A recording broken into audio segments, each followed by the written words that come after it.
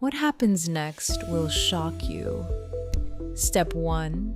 Place 2 grapes side by side on a microwave safe plate. Step 2. Microwave for about 10 seconds while watching closely. Step 3. A plasma spark will form between the grapes. The grapes can produce tiny lightning and glowing plasma balls. It looks dangerous, but it is a short-lived high-energy reaction. Try this. Comment your results and follow at #taghustle.